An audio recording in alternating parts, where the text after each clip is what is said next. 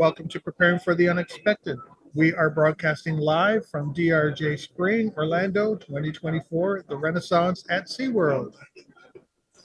You nailed that, Alex. I'm coming in short. I didn't even realize that. This hour is brought to you by Premier Continuum. Premier Continuum has been a trusted leader in business continuity and resilience for over 25 years, offering three powerful services: professional consulting, certified training, and award-winning software and solutions. Our solutions standardized approach follows best practices such as ISO 22301 and VCI, while its impressive configurability can fit any culture and organizational structure. Working with Premier Continuum and Air Solutions is building smart resilience. Alex, who do we have with us today? We have a returning guest. What's his fourth, fifth time, something like that, John? I'm losing count, but that's a good thing for us, isn't it? It's John Luizzi. John, welcome back. Thank you very much, Alex. Appreciate you guys inviting me to be here today. Absolutely. I think, Alex, how many times does someone have to be a guest before they get like a Preparing for the Unexpected switch hat? Speaking of swag. Well, have swag? how many times have you been on the show?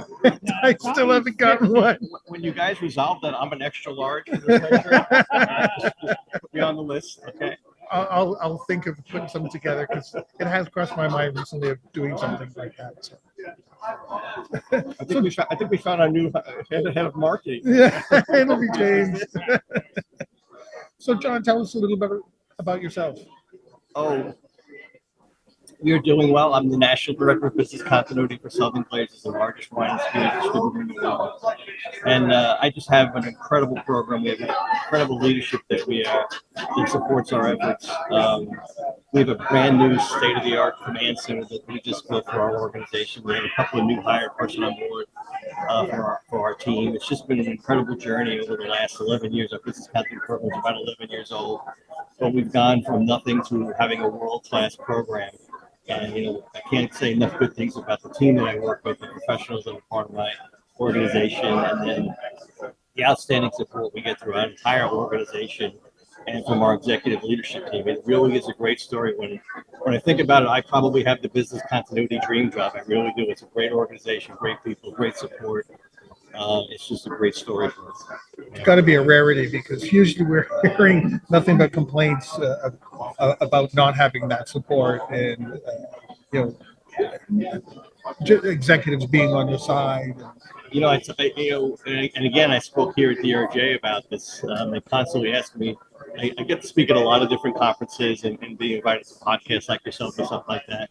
And the number one thing that people ask me to speak about is that executive support component. And, it's my pleasure to convey the success that we have, and I want to be able to share those experiences and how do you get to that great level of support with your organization and your leadership. And like I say, it just makes my job so much easier.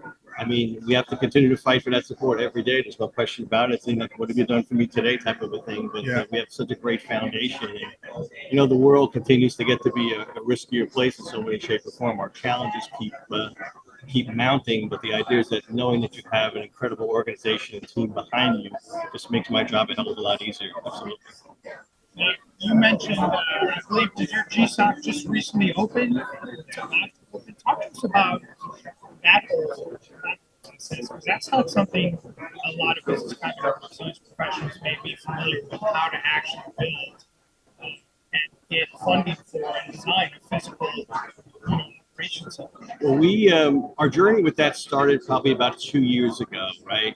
When we have this, first of all, from a portfolio perspective, I have all the latest and greatest tools in the marketplace associated with continuity, whether it's communication, program management, situational awareness. All of those tools are part of our portfolio, right? So we've been managing them in a very, very small contained space, pretty much John's office, and continue to realize the fact that this is just a growing concern for the organization. And plus the fact we also wanted to kind of start bringing in and consolidate the risks associated with safety, with security as well. And so continue to be more and more of a challenge associated with that, having that all under one roof, right?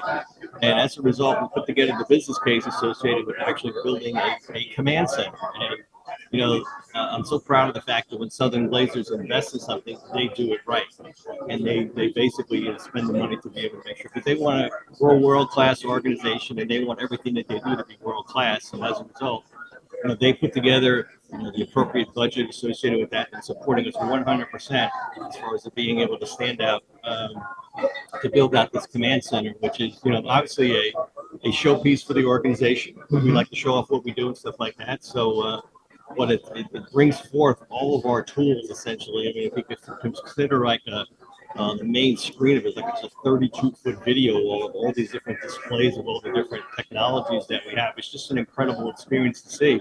But I could stand there and kind of look at the entire organization in one screen snapshot and do a comprehensive risk assessment. And then we can obviously drill into any situation specifically in any of our locations. So, we just weren't able to do that, in limited office space and stuff like that. And the fact that the company keeps growing and expanding, and the world gets a little more of a riskier place, this was the right place to bring it all together. So, the architecture of it was designed by our security team. We have some security experts that are technical in nature, that former Secret Service employees that are actually part of our team that went in. And I can't say enough good things about the way that they connected all the wires behind the scenes and stuff like that. That's not John's job.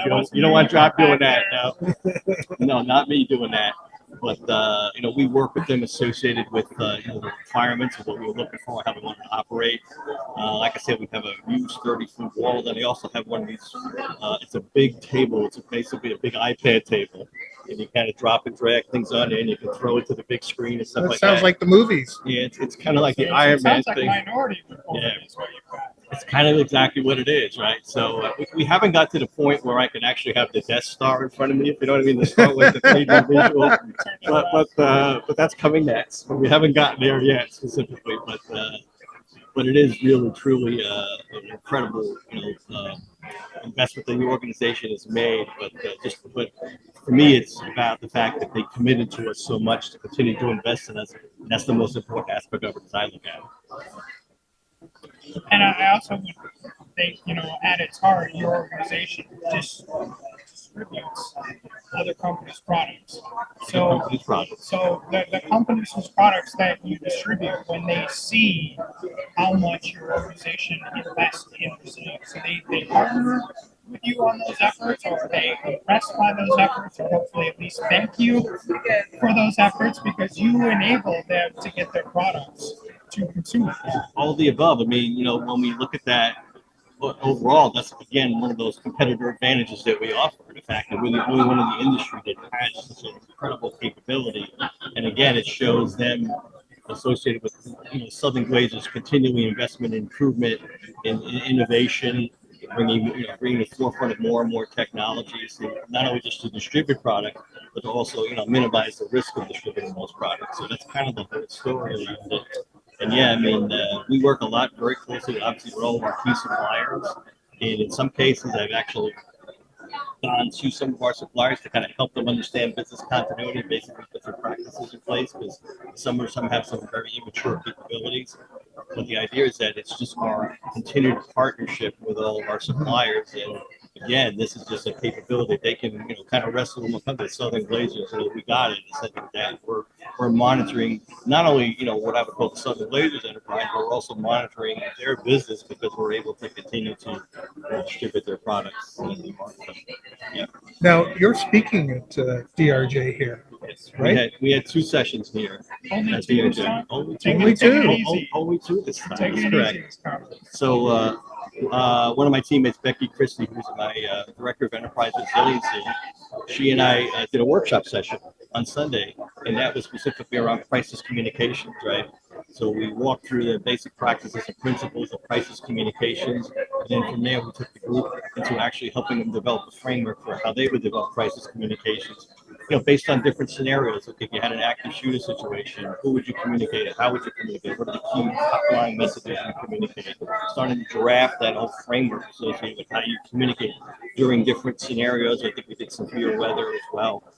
We did a ransomware attack. We took several different scenarios and kind of helped them put together a framework associated with how they would communicate during those situations. And then yesterday, I gave a presentation on executive support. And, I get asked to talk about a lot of things in the industry, but that seems to be the thing that comes back to me over and over again. is the fact that we have just a great executive support story. And again, like we talked about with our new response center that we just built, I mean, just another investment. But the fact is that all of the great things that we've been able to do within our program all stems from the fact that we have incredible executive support.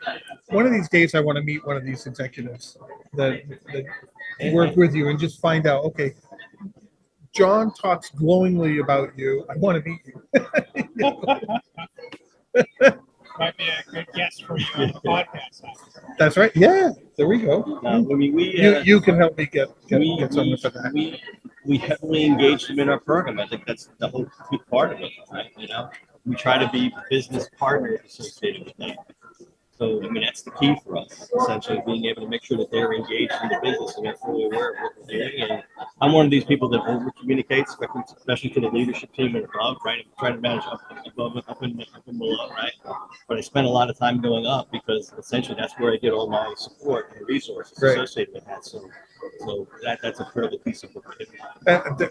To me, there's no such thing as over communicating, because that even if someone's, if you are using that term, you'll go, how bad is it that John's always telling me what's going on and I happen to know what is going on? How can you say that's a bad terrible. thing? That's just terrible. Yeah. Well, John only lets them know when there's things that in fact you need to pay attention to, right? So, Yeah. Because John's aware of a lot of other things that happen. John gets over 300 threat alerts a day for the organization, but only the ones that actually they need to pay attention to are the ones that actually. And that is, I'm glad you brought that up, John, because I work with an organization right now where their C-suite insists that they get all SEP 1 to SEP 5 alerts. And so that was one of my observations. Like, your C-suite is getting 200 alerts a day.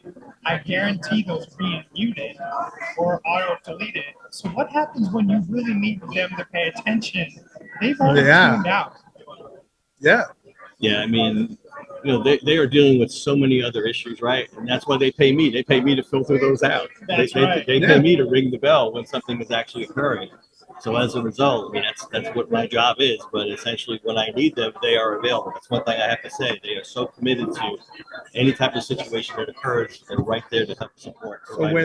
So when they see you coming down the hallway, like, oh, no. they start sweating. Oh my God! It's a love. Here comes John. It's a love-hate relationship, but I'm going with the love side of it for now. I've had it for 11 years, so I guess that's working for me. I had a CFO once. I knocked on his door and he said, you're here to ruin my day.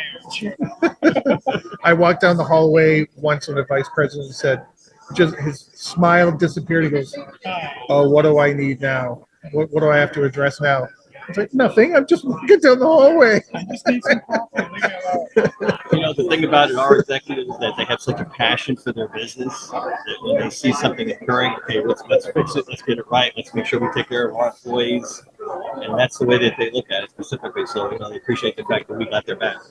Yeah. That's great.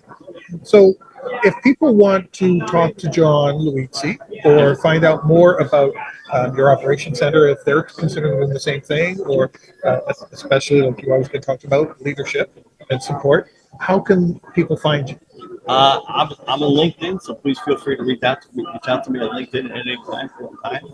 You can always email me at John Luizzi at sgws.com. I'd be more than happy to take any questions that anybody has and support. I already have a couple of calls scheduled with some of the folks that here next week that kind of want to talk more about some of the insights that we chatted about over lunch and things like that. But, it's my pleasure to give back to the industry. The industry's been very good to me for so many years, and I feel it's my duty, my obligation to give back to the industry, so I'm happy to help anybody. Oh, wonderful. I'm glad you could take the time to join us today. Absolutely. Thank you for having me. Thank you so much, See John. you guys soon, all right?